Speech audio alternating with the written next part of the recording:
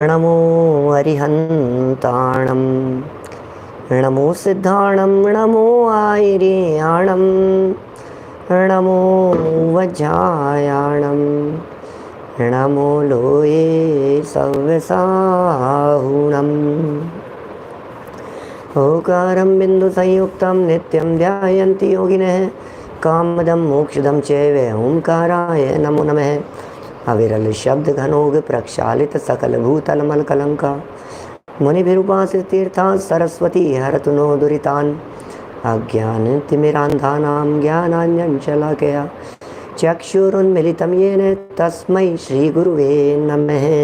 श्री परम गुरुवे नमः। परम्पराचार्य गुरुवे नमः। सकल कलुष विध्वंसकं श्रेयसां परिवर्धकं धर्म संबंधकं भव्य जीव मनः प्रतिबोधकारकं पुण्य प्रकाशकं पाप प्रणाशकमिदं शास्त्रं श्री संयम प्रकाश नामधेयम् हास्य मूल ग्रंथकर्तारे श्री सर्वज्ञ देवास्तोत्तर ग्रंथकर्तारे श्री गणधर देवा प्रतिगणधर देवा तेषां वचनानुसार आचार्य श्री कुंदकुंदामनाय आचार्य सूर्य सागरेण विरचितं श्रोतारः सावधानतया शृण्वन्तु। मंगलम भगवान वीरो मंगलम गौतमो गणी मंगलम कुंद कुंदाद्यो जैन धर्मोस्तु मंगलम सर्वमंगलमांगल्यं सर्वकल्याणकारिकं प्रधानं सर्वधर्माणां जैनं जयतु शासनं जैनं जयतु शासनं जैनं जयतु शासनं। संयम प्रकाश नाम का ये ग्रंथ है, आचार्य सूर्य सागर जी द्वारा लिखी गई यह रचना बड़ी सुंदर शब्दावली है और सरल भाषा में विषय के प्रयोग हैं। क्या मूल ग्रंथकर्ता तो भगवान है ही, परमात्मा, फिर गणधर प्रतिगणधर और परंपरा से आचार्यों के माध्यम से चली आती हुई ये वाणी हम तक आ गई है।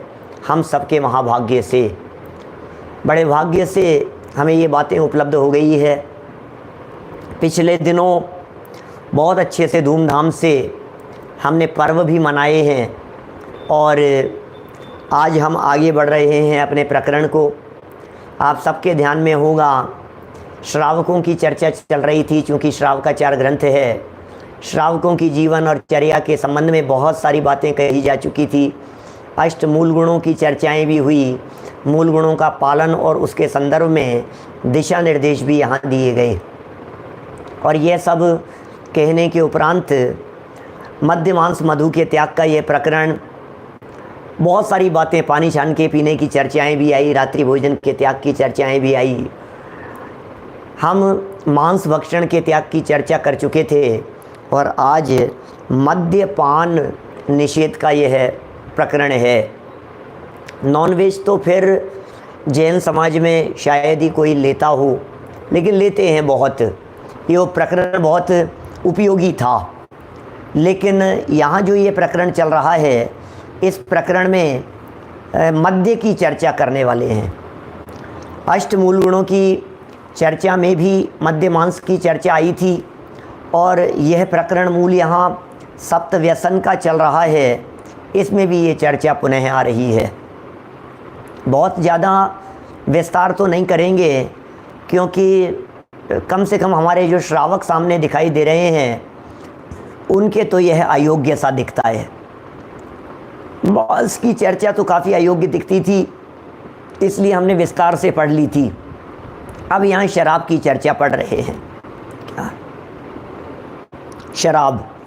शराब तो एक फैशन हो गया है। शराब तो एक स्टेटस सिंबल जैसा हो गया है। स्टेटस है, अरे ड्रिंक नहीं करते, ओ यार बैकवर्ड हो क्या, क्या बात कर रहे हो आप, बैकवर्ड लोग हैं। शराब तो होना ही चाहिए। अच्छी बड़ी पार्टियों के अंदर बड़े बड़े लोग शराब का एक अलग काउंटर लगा करके रखते हैं। विदेशों में तो आम बात है ही, हिंदुस्तान के भी बड़े बड़े शहरों में ये एक आम बात जैसी बन गई है। मुझे मालूम है मेरे साथ में जुड़े हुए साधर्मी लोग छोटे छोटे से गाँवों से भी जुड़े हुए हैं, लेकिन फिर भी कहना चाहता हूँ, आपके छोटे छोटे से गाँवों से निकल कर के आपके बच्चे, आपके पोते पोतियाँ बाहर पढ़ने के लिए जाते हैं, परदेश पढ़ने के लिए जाते हों, तब तो बहुत सावधानी की ज़रूरत है ही। लेकिन यदि आपके बच्चे पूना पढ़ने चले गए, आपके बच्चे कोटा चले गए पढ़ने के लिए, आपके बच्चे बेंगलोर चले गए, वहाँ जाकर के शिफ्ट हो गए हैं, आपके बच्चे मुंबई जाकर के शिफ्ट हो गए हैं, आपके बच्चे इधर कहीं भी जो बाहर बेंगलोर वगैरह और इस तरह की जो शहर हैं, तो आपको बहुत सावधान रहने की ज़रूरत है। उन्हें ज़रूर बार बार प्रेरित करने की ज़रूरत है, क्योंकि ये सब अच्छी जगह नहीं है। क्या होटलों में जाते हैं, हॉस्टलों में जाते हैं, संगत बहुत ख़राब है, चारों तरफ माहौल बहुत बिगड़ा हुआ है, मेट्रो सिटीज़ के अंदर तो हाल बहुत ज़्यादा ख़राब है। इसलिए हो सकता है, क्योंकि मेरे सामने तो सब जगह के श्रोता हैं, विदेशों वाले भी हैं, देश के भी हैं, बड़े शहरों के भी हैं और छोटे छोटे से गाँवों से भी हैं, लेकिन हमें इस बात को एक कॉमन समझना पड़ेगा। और आज हमारे को एक ज़रूरत है इस चीज़ की कि हम अपने बच्चों को यदि बड़े शहरों में भेज रहे हैं तो सावधान रहें, और यदि हम लोग बड़े शहरों में रहते हैं तो बच्चों को कम से कम इन बातों के प्रति सावधान करें। सिगरेट पीते हैं, स्मोकिंग एक ऐसी हैबिट हो गई है, स्मोकिंग नहीं करते, बड़े बड़े अच्छे नामी घर परिवार के लोगों में शराब पीना पिलाना एक आम बात जैसी लगती है। ये तो हम यहाँ की बात कर रहे हैं, हमारे जयपुर के भी यही हाल है। मेरे परिचितों के अंदर तो बहुत ज़्यादा नहीं है, कोई एक आध कहीं कोई जोड़ डालूंगा तो कहीं कोई दिख जाएंगे, लेकिन लोगों से सुनता ज़रूर हूँ ये बातें। लोग मुझे बहुत कहते हैं कि पंडित जी आप कौन सी दुनिया में रहते हो। मैंने कहा भैया हम तो अपनी दुनिया में रहते हैं, हम क्या बात करें। हमें तो कम से कम ये प्रतिज्ञा ले ही लेनी चाहिए कि हम शराब नहीं पिएंगे, जीवन भर नहीं पिएंगे। भी शराब के प्रयोग भी देखेंगे, कुछ और बातें भी थोड़ी गहराई में जाकर के मैं कोशिश करूँगा कि वहाँ तक पहुँच सकूँ और पहुँचा सकूँ आप लोगों को। असली शराब क्या है, निश्चय से शराब क्या है, वहाँ तक भी अपन पहुँचने का प्रयत्न करेंगे। और अपने घर परिवार के लेवल पर कहाँ शराब के दोष लगने की संभावनाएं हैं उसकी भी हम चर्चा करेंगे।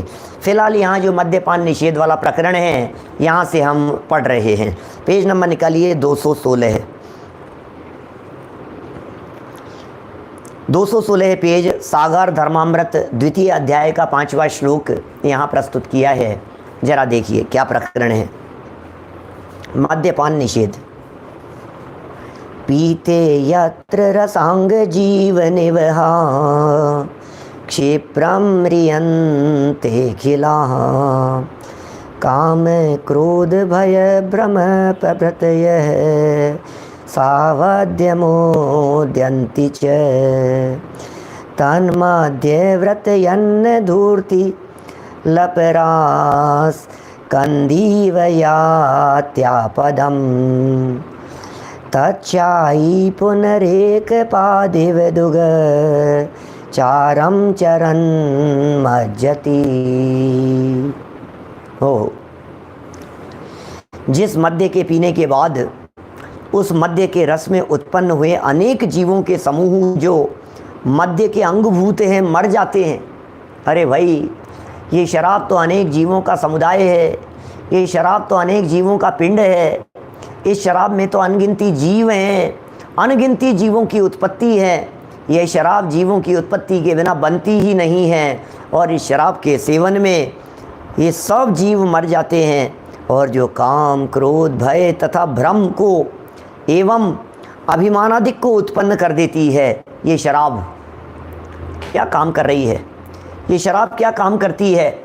ये शराब काम उत्पन्न करती है, यह शराब क्रोध उत्पन्न करती है, यह शराब भय उत्पन्न करती है, और यह शराब भ्रम उत्पन्न करती है। कितनी बातें कह दी हैं, मूल आचार्य देव के वचन है। यहाँ पंडित आशाधर जी साहब लिख रहे हैं ये वचन। हमें ये सारे वचन सुनकर के यदि आश्चर्य होता हो तो हमें तो लगता है आज के समय में इस प्रकरण की कितनी ज़रूरत है। आज के 1000 साल पहले ये पंक्तियाँ लिखी गई सागर अनगार धर्मामृत की। 800 साल पहले, 1000 साल पहले ये पंक्तियाँ लिखी गई है। जब हम आचार्यों के ग्रंथ पढ़ रहे हैं और उनके प्रमाण शराब के निषेध और मांस के निषेध में दिए जा रहे हैं, तो इन्हें पढ़ करके हमें कैसा लगता है, इन्हें पढ़ करके हमें ऐसा लगता है यार इनकी क्या ज़रूरत है, अरे 1000 साल पहले भी ज़रूरत थी और तुम कहते हो आज के समय में ज़रूरत नहीं है। सारे दुनिया भर में शराब शराब दिखाई दे रही है और फिर कह रहे हो तुम ज़रूरत नहीं है। ऐसा कैसे हो सकता है? यदि हम नहीं पीते हैं तो बहुत अच्छी बात है। अपने परिणामों को और अधिक दृढ़ करना, मजबूत करना, अपनी श्रद्धा को और अधिक कायम रखना। घर परिवार के अंदर यदि कोई पीता है तो उसे समझाने का प्रयत्न करना, और यदि आपके जानकारों में कोई है तो वहाँ तक ये बात पहुँचाने की कोशिश करना। अपने बच्चे भी यदि अभी सभ्य, सुसंस्कृत, संस्कारित हैं, बहुत अच्छी बातें हैं, लेकिन प्रयत्न हमारे द्वारा यही किया जाना चाहिए कि उनकी यह परिणति आगे बराबर चलती रहे। ऐसा है। देखिए 217 नंबर पेज पर हम ये प्रकरण पढ़ रहे हैं आगे। काम, क्रोध, भय, भ्रम एवं अभिमान आदि को उत्पन्न करती है। अभिमान करता, अरे अपन तो ये पीते हैं, ब्रांडेड पी रहे हैं, ये पी रहे हैं, ऐसा। और पाप की वृद्धि करती है, और जिसके त्याग से मनुष्य दूतिल चोर के समान विपत्तियों से मुक्त हो जाता है। ओहो। तथा पीने के एक पाद सन्यासी के समान नष्ट हो जाता है। तथा पीने से एक पाद सन्यासी के समान नष्ट हो जाता है। दूतिल चोर के समान विपत्तियों से, विपत्तियां आ जाएंगी उसे। ठीक, त्याग कर दिया है तो चोर के समान विपत्तियों से मुक्त हो जाएगा, विपत्तियां नहीं घेरेगी उसे। और यदि वो पी रहा है तो एक पाद सन्यासी के समान भ्रष्ट हो जाएगा। वह मदिरा सर्वथा त्याज्य है। अब ये जो प्रकरण है, ये कौन था दूतिल चोर और क्या था एक पाद सन्यासी की घटना, ये पीछे 141 नंबर पेज पर यहाँ दी है। यहाँ से अपने को वापस देख लेना चाहिए। क्या उसने शराब पीना छोड़ दिया। देखो आप, एक पाद सन्यासी की कथा ऊपर से तीसरी लाइन में है, 141 नंबर पेज पर। ये कथा मैं यहाँ दोबारा चर्चा नहीं करूँगा, लेकिन वो सन्यासी क्या किया उसने, वो भ्रष्ट हो गया, पीड़ित रहा। और फिर नीचे एक वल्लभी नगरी में धूर्तिल नामक महाचोर की बात कही और उसने ये छोड़ दिया तो वो आगे पार लग गया, है ना। उसने कर्म समूह को नष्ट करके मोक्ष पद की प्राप्ति की। इस तरह की दो कथाएं 141 नंबर पेज पर पहले अपन पढ़ चुके हैं। चलिए और आगे बढ़ते हैं। सागर धर्मामृत 4 नंबर का श्लोक। यदेक बिंदु प्रचरान्ति जावाः चेत्त्रिलाकीमपि पूरयन्ति यद्वेक्लवाश्चे मम मुच्लोकं यस्यन्ति तत् कश्यमवश्यमस्येत्।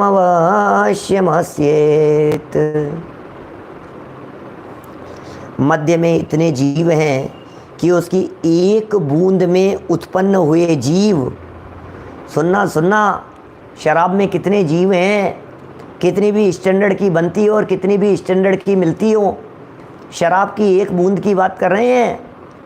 मध्य में इतने जीव है कि उसकी एक बूंद में उत्पन्न हुए जीव निकल कर यदि उड़ने लगें तो उनसे ऊर्ध्वलोक, मध्य लोक और पाताल लोक, ये तीनों ही लोक भर जाएं। ओह, इतने जीव हैं, कितने जीव हैं भाई साहब इस शराब में कैसे जीव हैं, कितने जीव हैं। एक एक बूंद में इतने जीव कि 3 लोक के अंदर जीव भर जावें।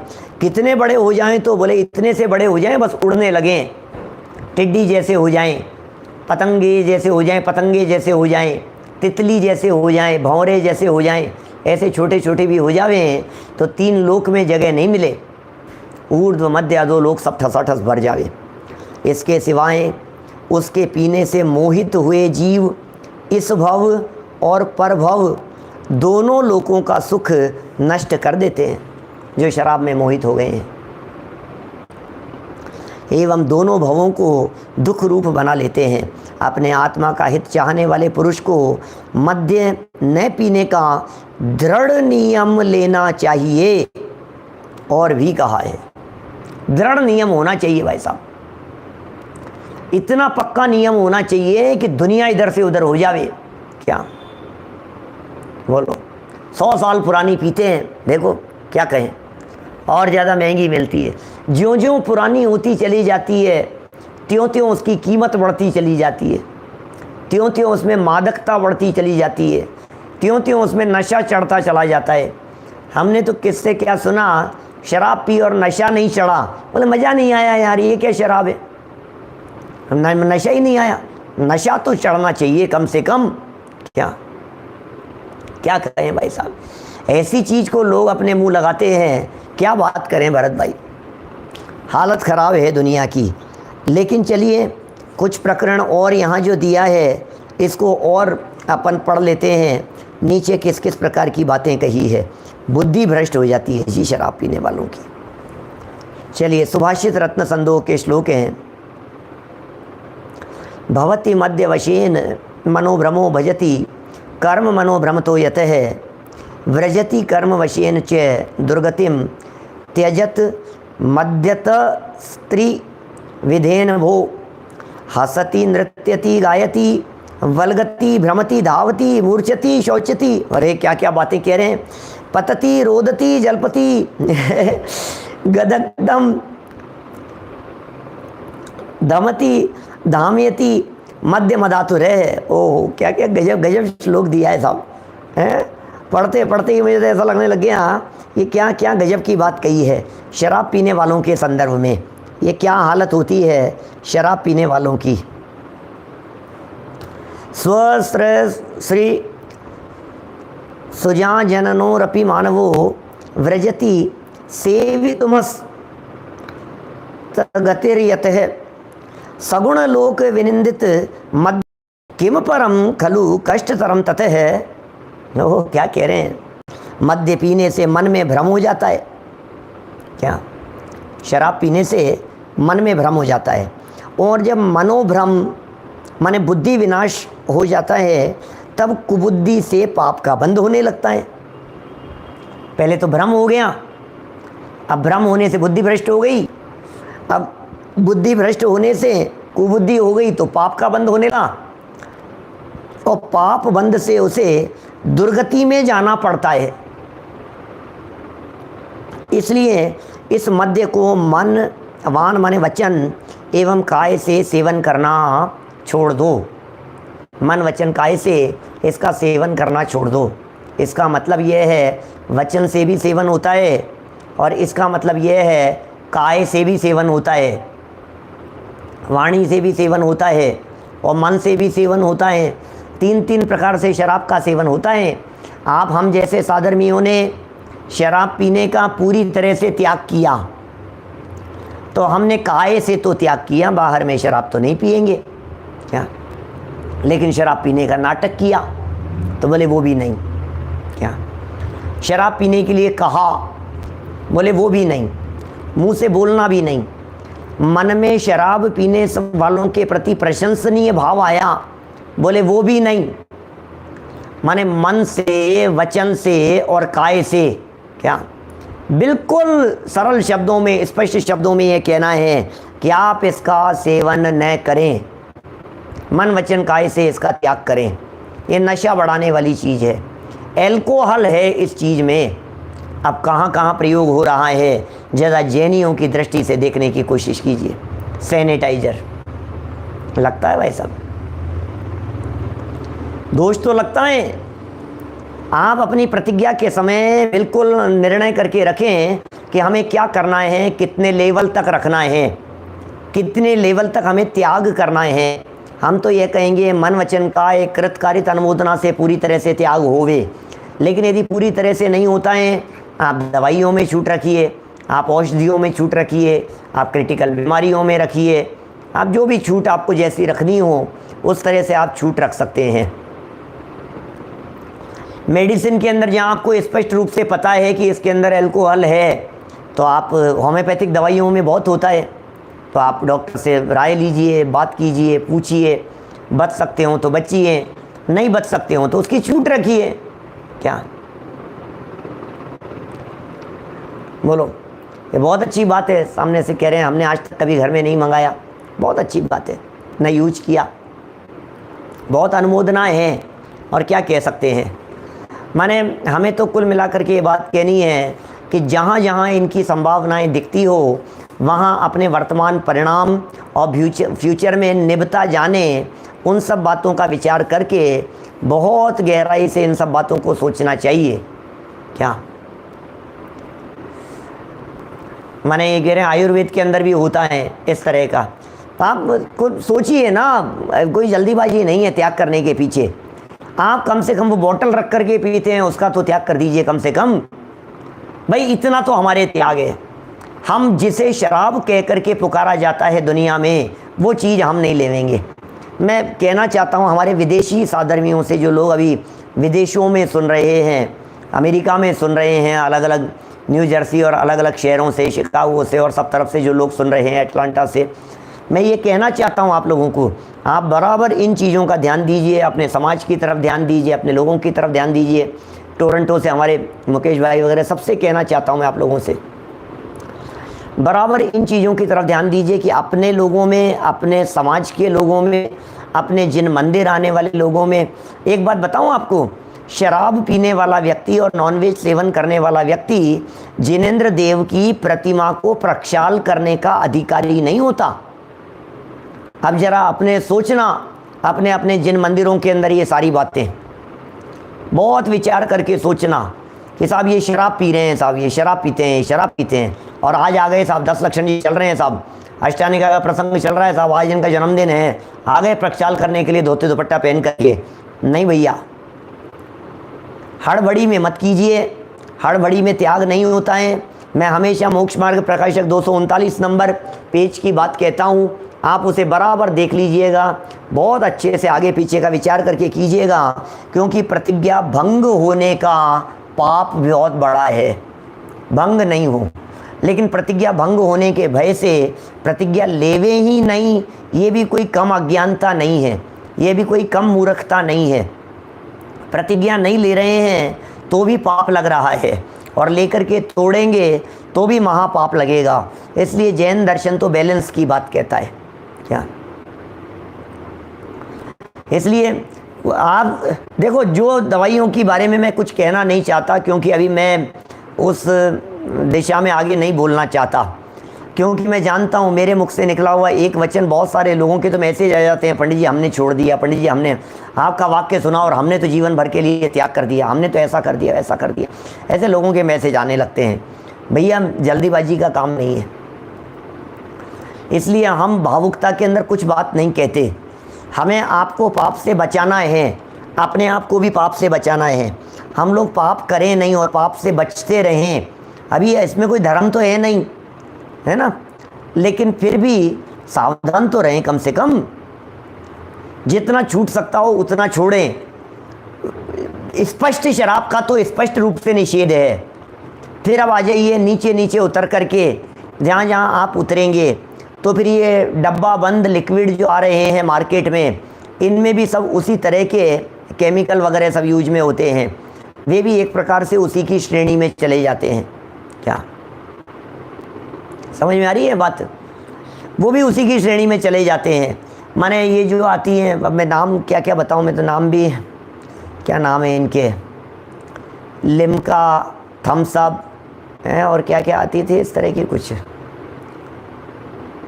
इस तरह की और कई जो भी कोल्ड ड्रिंक्स वगैरह आप लोग सब ज़्यादा समझते हैं, जानते हैं, मुझे तो पता भी नहीं है नाम वाम भी। कोको कोला है ना, सामने लिख रहे हैं।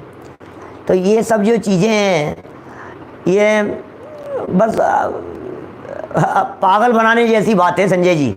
अपने आप को ये कोको कोला जो भी इस तरह की चीज़ें हैं, पेप्सी है और भी है, अब किस किस का नाम लेवे हैं यहाँ।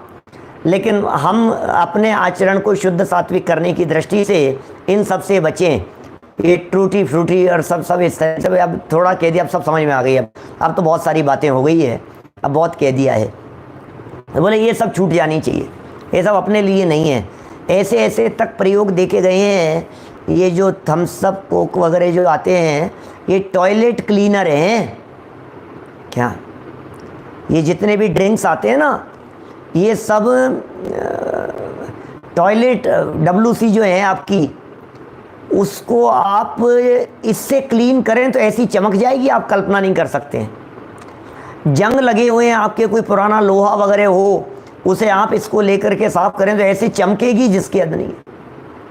माने इनकी मात्रा कैसी होती है, अंदर क्या जाकर के इफ़ेक्ट करती है आप सोच नहीं सकते हैं। कीड़ों को मार देती है, जीवों को मार देती है, और जीवों से ही बन रही है ये सब चीज़ें, अत्यंत हिंसा से बन रही है, तेजाब जैसा होता है इनमें। ऐसे हालात इन सब चीज़ों के बहुत ख़राब हैं क्या? अब ये मैंने तो मोटे मोटा इन डब्बा पैक की बात कही है। अब जो जितना जितना लेवल उनका आप उतारते चले जावें, फिर आप अपने घर तक आ जाइए। अभी हम और आगे बढ़ कर के बात कहते हैं क्या? मैंने देखो विदेशों में रहने के बावजूद त्याग कर दिया है, बहुत अच्छी बात है। चलिए हम ये कह रहे थे और आपसे, घर में भी कुछ इस तरह की चीज़ें, जो चीज़ें चलित रस के अंतर्गत आ जाती हैं, उन्हें शराब की श्रेणी में रखा गया है क्या? जिनका रस चलायमान हो जाता है।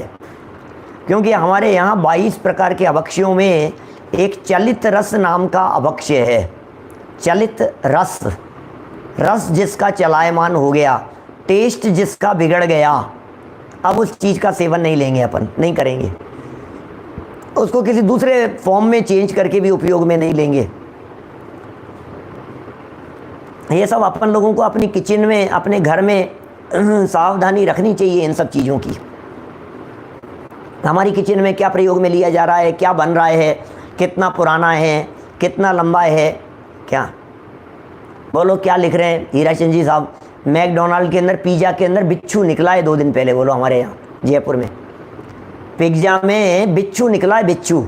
ऑर्डर किया होगा किसी ने। MD की बात कर रहे हैं, मैकडोनाल्ड की। दुनिया भर में बड़े बड़े शोरूम खुले हुए हैं, पूरे दुनिया भर में अपने क्वालिटी के लिए फेमस है वो लोग सब क्या? चलिए और आगे बढ़ते हैं। अब ये सब बातें हो गई, खान पान संबंधी बातें हो गई। स्वयं विवेक से निर्णय लेवें, जितना कर सकते हैं उतना करें भाई साहब, जितना निभ सकता है उतना निभाएं। चलिए अब देखिए, अब बड़ी गजब की बात कह रहे हैं। अगला देखना, 499 नंबर के श्लोक का अर्थ, शराब पीने वाला व्यक्ति, मद्य पीने वाला पुरुष हंसता है।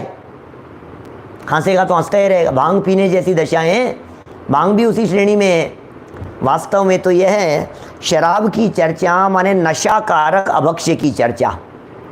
नशाकारक अभक्ष्य नहीं होना चाहिए। मद्य पीने वाला पुरुष हंसता है, शराब पीने वाला व्यक्ति नाचने लगता है। हंसता भी है, कभी नाचने लगता है क्या?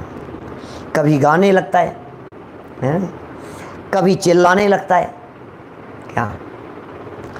और कभी घूमने लगता है, कभी दौड़ने लगता है, कभी मूर्छित हो जाता है, कभी शोक करने लगता है, कभी गिर पड़ता है, कभी रोने लगता है, कभी बकवाद करने लगता है, कभी धोंकने लगता है, एवं बुद्धि से भ्रष्ट होकर बहन, पुत्री, माता से भी भोग करने के लिए तत्पर हो जाता है। यह मध्य सज्जन लोगों से विनिंदनीय है और अत्यंत दुखदायी है। यह शराब सज्जन पुरुषों की दृष्टि से देखा जाए तो बहुत अधिक निंदनीय है और अत्यंत दुखदायी है, कष्ट भी देने वाली है। दुनिया के लोग तो ऐसा कहते हैं गम भुलाने के लिए, क्या पता नहीं क्या ऐसे कुछ बोलते हैं, मैंने पी क्या गम भुलाने के लिए पी है, ऐसा तो मैं पीता हूँ तो मेरे जो अपने जो संकट आ गए हैं मेरे माथे पर वो भूल जाता हूँ मैं। अरे मूर्ख है, संकट भुलाने के लिए अपने ज्ञान को हीन करना चाह रहा है, बुद्धि को मंद करना चाह रहा है। बेहोशी के इंजेक्शन लेकर के बेहोश पड़ा रहे तो कहते हैं मैं गम भूल गया हूँ, इसे गम भूलना कहते हैं। सब नशाकारक चीज़ें इसके अंदर शामिल करके उनसे बचना चाहिए। चलिए और देखिए और क्या कह रहे हैं यहाँ। ये देखो ये सामने क्या लिखा, पीता हूँ गम भुलाने को, ऐसा कभी कभी नाली में पाया जाता है। ये सब बातें लिखी ना अपन ने, ये देखो अगला ही श्लोक लिखा है क्या, कुत्ते मुख को चूमते हैं, लो नाली में पड़ा रहता है, अगला ही श्लोक है, अगला श्लोक यहीं का। देखो तो अपने को ऐसा लगता है कैसी कैसी बातें हैं। अपने यहाँ एक प्रकरण मिलता है, कौन सा प्रकरण, ये अपने चारुदत्त का प्रसंग आता है, कहानी आती है पूरी, और उस प्रसंग के अंदर इस तरह की बातें बतलाते हैं क्या। देखिए, निपतितो वदने धरणीतलम वमति सर्वजनेन विनिंद्यते श्वशिशुर्भिर्वदने परिचुंब्यते वत सुरासुरस्तय मूत्र्यते। मध्य पीकर पृथ्वी पर गिर पड़ता है। हालात तो देखो इसकी क्या है, शराब पी कर के पृथ्वी पर गिर पड़ता है। आप कहेंगे साहब ये तो सज्जन लोगों की बात नहीं है, ये तो उन लोगों की बात है जो रोड पर ऐसे भिखारी टाइप और ऐसे जो ख़राब लोग होते हैं ना, रिक्शे वाले और ऐसे लोगों की बात है, सब फटे हाल रहने वाले लोगों की। अपन लोग तो बहुत स्टैंडर्ड के लोग हैं, अपन लोगों की ऐसी बात नहीं है। अरे भाई, जब ज़्यादा चढ़ जाती है तो पता नहीं होता है क्या होगा। अपने पैर अपने बस में नहीं रहते, अपने दिमाग अपने बस में नहीं रहते। मद्य पीकर पृथ्वी पर गिर पड़ता है और बकवाद करने लगता है, वमन कर देता है क्या, एवं सर्वजनों से निंदनीय होता है, सारे लोगों से निंदनीय हो जाता है। कुत्ते मुख को चूमते हैं, अरे राम रे, देखो तो सही आप, कुत्ते मुंह को चूमते एवं उसके मुख में पेशाब कर देते हैं। कुत्ते एक पैर ऊपर करके उसके ऊपर सूसू कर देते हैं। कहाँ तक कहें भाई साहब, नाली में गिर पड़ा, फटे हाल पड़ा हुआ है, मांग रहा है क्या। बोले इतनी इतनी हालत खराब है, विशेष रूप से निंदनीय है। विनिंदनीय का मतलब विशेष रूप से निंदनीय यहाँ कहा जा रहा है। तो इस तरह से हम ज़्यादा लंबे समय तक शराब पीने की चर्चा आपके बीच में नहीं करना चाहते, आगे बढ़ते हैं वेश्यागमन निषेध के संदर्भ में।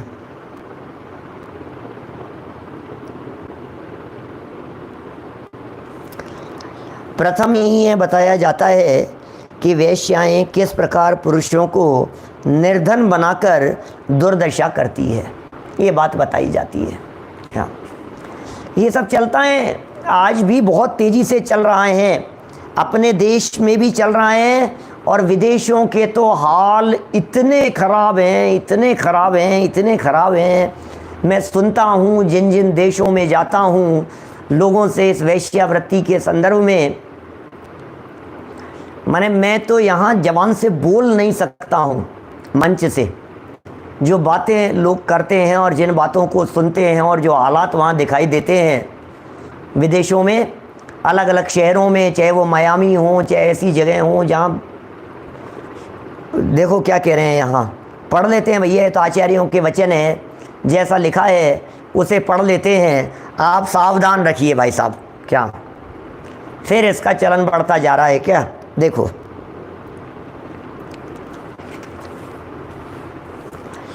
पत्नी विकुर्यादनुवृत्ति पूर्वं महार्थस्य वरोपचार्यपादिभिर्वा वशीकृतास्मीति वेदक सर्वं तस्माच्च पुत्रार्थ मनोरथा स्यात् प्राणात्ययं तद्विरहे वधेच्च इत्यादिभिः स्वीकरणाद्युपायैर्निबद्धबुद्धेर्द्रविणां लभेत तावच्च तूर्णा धनमाहरेत यावत् रागेण विनष्टसंज्ञः प्रशान्तरागी नलशीतलस्तु सलोहपिण्डी कठिनत्वमेति याचेत सर्व सुरतार्तिकाले तमूरुबन्धेन निरोधकायं प्रायेण तृप्ताय न रोचते हि विनम्रशाखा परिपक्वमाम्रम् संधारयेत च विशेषवित्तं यौवन्ननिः शेषधनत्वमेति पुनः पुनः स्नेह लवार्द्रवक्त्रा दीपं यथा दीपक दीपवर्ति निष्पीतसारं विरतोपकारं क्षुण्णोक्षु शल्क प्रतिमं त्यजेत्तं लब्धादिवास क्षयकारी शुष्कं पुष्पं त्यजत्येव हि केशपाश। काफ़ी सारे श्लोक दे दिए हैं, 2-3 और हैं। हेमंतमार्जार इवातिलीनः सचेन्न निर्याति निरस्यमानः तदेश कार्यस्तनुमर्मभेदी प्रवर्धमानः पुरुषोपचारः शय्यावहारैर्वचन प्रहारैः कोप प्रकारैर्जननी विकारैः कौटिल्यसारैर्विविध प्रसारैः विपद्विचारैर्णितापचारैः महूप्रवासैः कलहोपवासैः मायानिवासैः कटुकाधिवासैः सभ्रूविलासैर्व्यसनोपवासैर्निष्कासनीयः सप्रथु प्रयासैः। क्या लिख रहे हैं देखिए, काफ़ी मिनट लग गए हमें इसे पढ़ने में। ज़रा इसके वचनों को पढ़ते हैं, इसके अनुवाद को पढ़ते हैं। क्या कह रहे हैं यहाँ पर? जो पुरुष धनी है उसके लिए ये वेश्याएं प्रथम ही पत्नी के समान बर्ताव करती हैं। लो, ये तो हालत है। धनवान पुरुषों के साथ में ये वेश्याएं ऐसा व्यवहार करती हैं जैसे ये उनकी पत्नियां हो। क्या बोलो? राजनीति और अधिकारी वर्ग में ये ज़्यादा प्रचलन में है, लेकिन कोई भी व्यक्ति राजनीति में पहुंच सकता है ना, कोई भी व्यक्ति अधिकारी बन सकता है। और बाहर जाओ तो आपको इस तरह के ऑफ़र मिलते हैं। दुनिया भर की हालत बहुत ख़राब है। जो पुरुष धनी हैं, इन वेश्याओं का स्वरूप बतला रहे हैं। इनका स्वरूप किस तरह का है, उसके लिए ये वेश्याएं प्रथम ही पत्नी के समान बर्ताव करती हैं। ऐसा व्यवहार करेगी, ऐसा बर्ताव करेगी, बहुत अत्यंत प्रिय जैसे पत्नियों जैसा। और कहती हैं कि तुमने द्रव्यों के द्वारा अथवा मंत्र जपादि के द्वारा मुझे ऐसा बना लिया है कि मैं सर्वथा तुम्हारे अधीन हो गई हूँ। क्या देखो आप, माया ने डाला जाल प्रथम कामुकता ने फिर बांध लिया, उसका प्रमाण ये पुष्प बाण ला करके प्रभु और भेंट किया। पंक्तियाँ हैं दादा की पूजन की। माया ने डाला जाल प्रथम, ये मायाचार का जाल डल रहा है। अरे अरे अरे, तुमने मेरे ऊपर क्या जादू कर दिया है? क्या लो, तुमने मेरे ऊपर क्या जादू कर दिया है? जरा सुनो क्या कह रहे हैं। तुमने कौन से मंत्र पढ़ दिए हैं? तुमने ऐसा कौन सा जाप कर लिया है कि जिससे मैं तुम्हारी हो गई हूँ, सर्वथा तुम्हारे अधीन हो गई हूँ। और मेरी यह अभिलाषा है कि तुम्हारे द्वारा एक पुत्र की प्राप्ति हो जाए। लो, ये इस तरह से ये वचन जाल में फंसाने के प्रयत्न चलते हैं भाई साहब। इसलिए परदेश जाने वालों को तो बहुत सावधान रहना चाहिए। अपने बच्चे पोते यदि पढ़ने के लिए जा रहे हैं, बाहर जा रहे हैं, बाहर जा कर के रह रहे हैं, बहुत ज़्यादा सावधान रखने की ज़रूरत है। बचने की ज़रूरत है, क्योंकि लगेगा बहुत प्रीति दिखती है, बाहर से वचन बहुत मधुर दिखाई दे रहे हैं, शब्द बहुत इतने प्रिय दिखाई दे रहे हैं, अरे नहीं नहीं ये तो सच्चा प्रेम जैसा प्रदर्शित होगा ऐसा लगता है। देखो क्या कह रहे हैं, वह उसके विरह में प्राण विनाश को प्रकट करती है और भी ऐसे ही उपाय करती है जिससे वे अपनी तरफ आकर्षित हो जावें और जिस प्रकार से भी हो धन का हरण हो सके, ऐसा है। देखो, जब तक वह अनुराग में पागल रहे तब तक उससे सब धन का आहरण कर लेती है, अन्यथा जब उसकी राग रूपी आग शांत हो जाएगी उस व्यक्ति की, तब वह लोह के पिंड के समान कठिन हो जाएगा, अर्थात जब उसका राग विनष्ट हो जाएगा तब वह द्रव्य नहीं देगा। क्या? इसलिए राग विनष्ट न होवे उससे पहले पहले ही जितना धन खींच सकें उतना धन खींच लेना चाहिए। इस कारण जब तक वह राग के वशीभूत रहता है तब तक ही उससे धन ले लेती है, उससे सब कुछ रति के समय याचना कर लेती है, क्योंकि प्रायः तृप्त पुरुष के लिए झुकी हुई शाखा का पका हुआ आम भी अच्छा नहीं लगता है। देखो, और पढ़ लेते हैं फटाफट, है ना, इस पेज को तो कम से कम पूरा कर ही लेवें, आगे भी पढ़ लेंगे, पूरा ही कर लें। 1.5 पेज है, मिनट तो 7-8 बचे हैं, पूरा हो जावे तो वैश्या सेवन को पूरा ही कर लेते हैं, निपटा लेते हैं। अपने को क्या करना है इन चीज़ों से, हैं?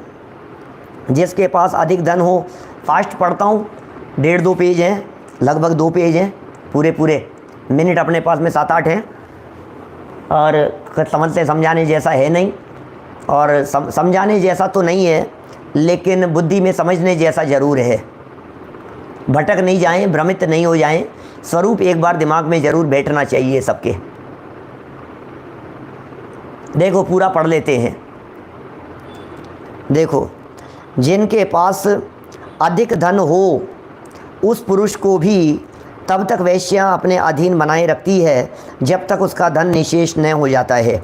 उसके धन को इस प्रकार आकर्षित करती है जिस प्रकार स्नेह एवं प्रेम के खंड से आर्द्र माने गीले मुख वाली दीप की बत्ती दीपक में रहने वाले तेल का आकर्षण कर लेती है। जब उसका सब सारभूत धन खिंच आता है और कुछ काम नहीं निकलता है तब उसे पेले हुए गन्ने के छिलके के समान छोड़ देती है, क्योंकि केश पाश माने मांग अपने पास में रहने वाले शुष्क पुष्प को छोड़ ही देता है, और जब शीत पीड़ित बिलाव के समान अत्यंत आसक्त वह अपने सामीप्य को न छोड़ता है तो उसके कष्ट देने वाले कटुक वचनों को प्रयोग द्वारा बाहर निकाल देती है। सोने के लिए सेज नहीं देती, विवाणों का प्रहार करती है, अनेक प्रकार के कोप दिखाती है, अनेक मायापूर्ण कटुता दिखाती, टेढ़ी भौं के द्वारा एवं व्यसन लगाकर उपवास करा के अनेक प्रयत्नों से उसे अपने घर से निकाल देती है, कहा भी है। इसी प्रकार की बातें और कह रहे हैं भाई साहब। माने ये सब वास्तव में वैश्या का प्रेम धन से प्रेम है, पुरुष से प्रेम नहीं है। सम्यक दृष्टि ज्ञानी जीवों के लिए तो ये उदाहरण देकर के कहाँ है, नगर नारी को प्यार यथा कादे में हेम अमल है। छेड़ालाकार दौलत राम जी ने इस प्रकार की पंक्ति लिखी है, नगर नारी का प्यार कह करके पुकारा है। चलिए और आगे बढ़ते हैं, फास्ट पढ़ लेते हैं। छोड़ना तो कभी नहीं चाहिए, ग्रंथ का स्वाध्याय तो आद्योपांत पूरा ही करना चाहिए। बीच में प्रकरण अपनी रुचि का न होवे तो भी कम से कम उसकी रीडिंग तो ज़रूर करें। क्या आद्योपांत ग्रंथ का स्वाध्याय ही होना चाहिए।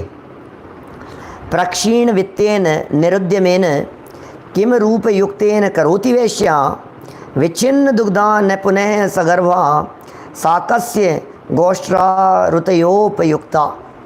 क्षेमेंद्र कृत समय मात्रिका 5वां समय 86 नंबर का यह श्लोक है। वेश्या धन रहित है, निरुद्यमी रूप युक्त को भी नहीं चाहती है। जिस प्रकार दुग्ध रहित गर्भिणी गाय भी लोगों के उपयोग में नहीं आती है, तब तक वेश्या प्रेम करती है जब तक पुरुष के पास धन रहता है। वह पुरुष चाहे कितना भी सुंदर क्यों न हो, किंतु धन रहित होने पर उसके पास नहीं जाती। जिस प्रकार दुग्ध रहित गाय का कोई आदर नहीं करता है, ये इसी प्रकार की दशा है। एक्चुअल में क्या है, ये अपन शब्द वेश्या वेश्या शब्द पढ़ रहे हैं ना, इसलिए थोड़ा सा अटपटा सा लग रहा है। ये वेश्या की बात नहीं है, काम सेवन की जो प्रवृत्तियां जगत में हैं और जिस तेज़ी से कॉल आते हैं, कॉल गर्ल के रूप में प्रसिद्ध चलती हैं इस तरह की बातें, न्यूज़पेपरों में ऐड तक आते हैं इस तरह के। माने समाज की स्थिति, देश की स्थिति बड़ी विचित्र है। जन सामान्य के लिए तो प्रकरण एक बार समझने पढ़ने योग्य हैं, कहीं गलत रास्ते पर न चले जावें। जैन शतक का ये श्लोक है, धन कारण पापन प्रीति करे, नहीं तोरत नेह जथा तिन को, लव चाखत नीचन के मुख की शुचिता, सब जाए छिए जिनको, मध्य मास वे जारनि खाए, सदा अंधले व्यसनीन करें धिन को, गणिका संग जे शठलीन भये, धिक है धिक है धिक है तिनको। हेता हसन्ति च रुदन्ति च वेत हेतुः, विश्वासयन्ति पुरुषं न च विश्वसन्ति, तस्मान्नरेण कुलशील समन्वितेन, वैश्या श्मशान सुमना इव वर्जनीया। मृच्छकटी का चौथे अंक का 24वां श्लोक था ये वेश्याएं जो कुछ रोदन या प्रमोद करती है वह सब द्रव्य के लिए ही करती है। पुरुष को ऐसा पिघला देती है जिससे वह इनका विश्वास करने लगता है, किंतु स्वयं किसी का विश्वास नहीं करती। इस कारण वेश्याओं को कुल और शील से युक्त पुरुष शमशान के पुष्प के समान छोड़ देवें, तुरंत छोड़ देवें, किंचित भी प्रीति युक्त नहीं है। न पर्वताग्रे नलिन प्ररोहति, न गर्दभः वाजिधुरं बहन्ति, यवाः प्रकीर्णाः न भवन्ति शाल, यो न वेश जाताः शुचयस्तथांगनाः। जिस प्रकार पर्वत पर कमलिनी नहीं उगती और जैसे गधे घोड़े के धुरे को नहीं वहन करते, एवं जैसे जौ बोए जावें तो चावल उत्पन्न नहीं होते, उसी प्रकार वेश्याएं कभी पवित्र नहीं हो सकती। अन्यत्र भी कहा है, कहाँ तक बात कहें भाई साहब। यार्थ संग्रह पराति निघृष्टा, सत्य शौच शम धर्म बहिष्ठा, सर्वदोष निलयाति निकृष्टा, ताम श्रयंती गणिकाम किमुशिष्टा। सुभाषित रत्न संदो 605 नंबर का ये श्लोक है। जो वेश्या सदा धन के संग्रह में लगी हुई, अत्यंत नीच, सत्य शौच शांति और धर्म से बाह्य है और सारे दोषों की स्थानभूत है, उस अत्यंत निकृष्ट वेश्या का सज्जन लोग क्या सेवन करेंगे, अर्थात नहीं करेंगे। वेश्या में आसक्त पुरुष की क्या दशा होती है इसे बतलाते हैं। मन्यते न धन सौख्य विनाशम, नाम्युपैति गुरु सज्जन वाक्यम, नेक्षते भव समुद्रम अपार, दारिकार पितमना गत बुद्धि। सुभाषित रत्न संदोह अमित गति आचार्य लिख रहे हैं। अरे मैं तो एक बात कहता हूँ, जब आचार्यों को लिखने में संकोच नहीं हुआ तो हमें पढ़ने में क्यों संकोच करना चाहिए, ये बतलाइए। वीतरागी संतों ने भी तो आखिर लिखी ही है ना ये बातें, और वीतरागी संतों ने भी जैनियों के सामने ही लिखी है, श्रावकों के सामने ही लिखी है, आने वालों के सामने ही लिखी है, देश काल की परिस्थितियों को देख करके ही लिखी होंगी। ये सब आचार्यों के प्रमाण प्रस्तुत हो रहे हैं यहाँ। जैन शतक तो कितना उत्कृष्ट पद्य है मालूम है आपको। जैन शतक के श्लोक तो इतने गजब के हैं, एक एक छंद अभी सुनाए ना गा करके तो आप झूम जाएं, ऐसे श्लोक हैं, लेकिन फिर भी लिख रहे हैं वो, क्या करें। देखिए क्या कह रहे हैं। जिस पुरुष का मन वेश्या में आसक्त हो जाता है, जिस पुरुष का मन, क्या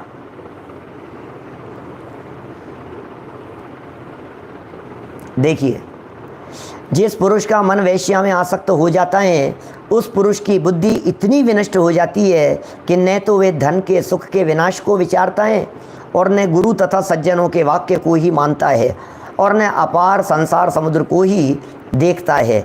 अतः वैश्या सेवन का संगम सर्वथा त्याज्य है, भद्र पुरुषों को कभी नहीं करना चाहिए। तो इस तरह से ये आज का तो प्रकरण वास्तव में मध्य का और ये जो वैश्या का जो ये दोनों ही प्रकरण थे, ये दोनों ही प्रकरण अपन लोगों के लिए निरर्थक जैसे दिखते थे, लेकिन यथा योग्य रीति से अपन अपने आप को भी संभालना है, बच्चों को भी संभालना है, और शराब से रिलेटेड जितनी बातें हो सकती है उनमें भी सावधान रहने की बात है। अब प्रकरण है आगे शिकार से रिलेटेड। अभी शिकार के अंदर कुछ ऐसी बातें भी आएगी, क्योंकि हम लोग भी कहीं ना कहीं अपनी गृहस्थी के लेवल पर शिकारी बन जाते हैं, इसलिए प्रकरण जरूर उपयोगी होगा। तो अपन इस प्रकरण को कल पढ़ेंगे, पूरा कर देंगे कल ही इस प्रकरण को, माने बहुत ज़्यादा खींचेंगे नहीं, लेकिन फिर भी शिकार वाला प्रकरण आज के प्रकरण की तुलना में ज़्यादा उपयोगी होगा, क्योंकि कभी चींटियों का शिकार हो रहा है, कभी मच्छरों का शिकार हो रहा है, कभी खटमलों का शिकार हो रहा है, कभी कॉकरोच का शिकार हो रहा है, कभी छिपकली का शिकार हो रहा है, कभी चूहों का शिकार हो रहा है। हम लोग क्या गृहस्थी में रहते हुए कम शिकारी हैं क्या? तो ये सब शिकार की चर्चाएँ इसमें आएंगी कुछ थोड़ी बहुत, जो भी कल इस प्रकरण को अपन और आगे बढ़ाएंगे। अभी की बात को तो इसी भावना से विराम दे रहे हैं कि भैया ये जो पर स्त्री सेवन है, उसमें भी लिखी है बनारसी दालचीनी की पंक्तियाँ भी पढ़ लेंगे कल, और उसके आधार से भी चर्चा कर लेंगे, इनके आध्यात्मिक व्याख्याएं भी करेंगे। मतलब इस क्रियाओं में और क्रियाकांड में और मोटी मोटी बातों में उलझ करके नहीं रहेंगे, कुछ बारीकी में जाने का प्रयत्न भी करेंगे। अभी की चर्चा को यहीं विराम देते हैं। प्रातःकाल मिलेंगे सुबह 9:20 पर आप सभी से ग्रंथाधिराज समय सार की चर्चा करने के लिए, छठी गाथा के भावार्थ की चर्चा करने के लिए। मार्मिक प्रकरण है छठी गाथा का भी। अभी जनवाणी दोपहर में 2:30 बजे। कल मैं ज्योतिष लोक की चर्चा का एक वीडियो डालने वाला हूँ। चर्चा कहीं पता नहीं कहाँ चलाई थी, मैं देख लूँगा। मैं हो सकता है जवेरी बाजार की हो, बोर्ड पर समझाई हुई है। सूर्य चंद्र ग्रह नक्षत्र तारों की चर्चा है दोपहर में 2:30 बजे, और 1-1.25 घंटे का प्रवचन है वो, तो आप ज़रूर उसका लाभ लेंगे। जनवाणी स्तुति। निज निधि निज में बताई, यह अनंत उपकार है, उसके लिए जिन वाणी माँ को वंदना शत बार है, वंदना शत बार है। आज पारस पर नहीं है, आज भी नहीं है पारस टीवी पर। 22 तारीख है आज, और 24 तारीख को भी नहीं है। 2 दिन उनका कोई लाइव प्रोग्राम है, इसकी वजह से 22 और 24 तारीख पारस पर नहीं है। तो आप लोग बराबर ध्यान रखें, कल आएगा और फिर 25 तारीख से रेगुलर आएगा। ये 9 बार नमो का मंत्र, नमो हरिहंता नमो।